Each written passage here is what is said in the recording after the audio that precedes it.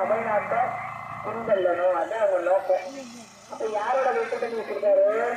எடப்பாடி பழனிசாமி மோடியோட வீட்டுக்கு வச்சிருக்காரு. கஷ்டப்பட்டாங்க. சிலிண்டர் தட்டுப்பாடு வந்து ஒரு போர் நடக்குதுன்னா ஒரு பிரதமர் என்ன செஞ்சிருக்கணும்? முன்னாடியே இதெல்லாம் சரி பண்ணி நம்ம பெண்களை இந்த மக்களை காப்பாற்றிக்கணும். எதையுமே செய்யாம நம்மளுடைய மக்களை வந்திக்கக்கூடிய தமிழ்நாட்டை வந்திக்கக்கூடிய மோடியோட கூட்டணி வச்சிருக்க எடப்பாடி பழனிசாமியோட அதிமுகவை புறக்கணிச்சுட்டு நம்ம முதலமைச்சர் நமக்காக மாதம் 1000 ரூபாயை 1,31,00,000 முன்னிலைக்கு கொடுத்திருக்காங்க. இனி நம்முடைய முதலமைச்சர் மறுபடியும் அரியணையில ஏறும்போது நமக்கு எவ்வளவு தரேன்னு சொல்லியிருக்கிறாங்க? ஒரு சில பேருக்கு விடுபட்டு இருக்கா, 1000 ரூபாய் வாங்காம இருக்காங்க. அவங்களுக்கும் சேர்த்து 2000 ரூபாயாக தருவேன்னு சொன்னது நம்ம முதலமைச்சர் தான். இன்னைக்கு பெண்களுக்கு ரேஷன் அட்டைதாரர்களுக்கு நம்ம 3000 ரூபாய் நம்முடைய முதலமைச்சர் தான் வழங்கி சிறப்பித்தார்கள். அதே மாதிரி சொன்னதையும் நம் முதலமைச்சர் செய்திருக்கிறார், சொல்லாததையும் நிறைய செய்திருக்கிறார். இன்னைக்கு நம்மளுடைய உயர்வந்தான் கிராமத்துல ஒரு அரசு பள்ளி இருக்குன்னா அந்த பிள்ளைகளுக்கு வந்து காலை உணவு திட்டம்.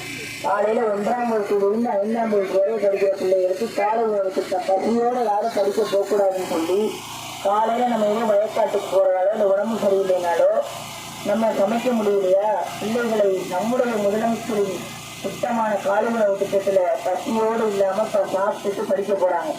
இப்படி ஒவ்வொரு திட்டத்தையும் நம்முடைய முதலமைச்சர் தான் இதுவரைக்கும் 5 ஆண்டுகள்ல பார்த்து செஞ்சிருக்காரு. இந்த அதிமுகல இருந்து 5 வருடமா எங்களுக்கே நிற்காதவர் மறுபடியும் போய் சட்டமன்றத்துல ஒன்றும் செய்ய போறதில்லை. அதனால என்னுடைய அன்பார்ந்த மக்கள், ஒய்யவந்தான் பகுதி மக்கள், நம்ம முதலமைச்சரை பற்றி நான் சொல்லி உங்களுக்கு தெரிய வேண்டியதில்லை. ஏன்னா 1000 ரூபாய் தருவேன்னு சொன்னாரு, சொன்னதை செய்வாரு. இன்னும் ஒரு சில பெண்களுக்கு வரலையா, அவங்களுக்கு சேர்த்து முகாம் அமைச்சு 2000 ரூபாய் பெண்கள் எல்லாரும் வாங்கணும்னு சொல்லியிருக்காரு. அதே மாதிரி இல்லத்தரசிகள் திட்டம் ஒரு திட்டத்தை கொண்டு வந்து 8000 ரூபாய் ஒரு கூப்பன் கொடுப்பாங்க அவங்களுக்கு. அந்த கூப்பனை வாங்கி கொண்டு நம்ம கடைகளுக்கு போய் இப்போ நம்ம வீட்டில் ஃப்ரிட்ஜ் இல்லையா, இல்லை வாஷிங் மிஷின் இல்லையா, இல்லை உங்கள் வீட்டில் இருக்கக்கூடிய பொருளை கொடுத்து வேற பொருளை வாங்கணுமா, அதையும் செஞ்சு தரலாம்.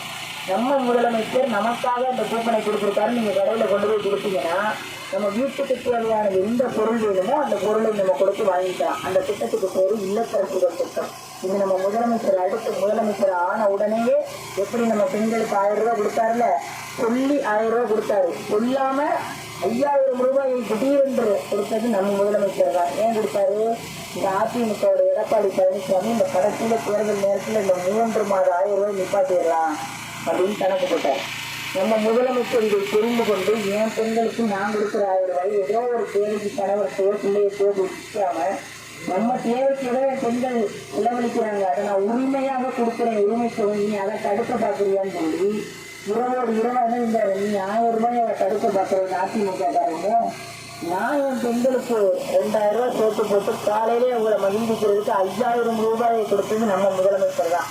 நீ அடுத்த முதலமைச்சர் ஆன உடனே கையெழுத்து போடுறது இல்லத்தரசி திட்டம். 8000 ரூபாய் கூப்பன் நம்மளுக்கு வந்துடும். நம்ம மாட்டுக்கு போய் கடையில போய் நமக்கு என்ன உபயோக பொருள் தேவையோ அதை வாங்கி நம்ம முதலமைச்சரோட திட்டத்துல பயனடைஞ்சுக்கலாம். அப்போ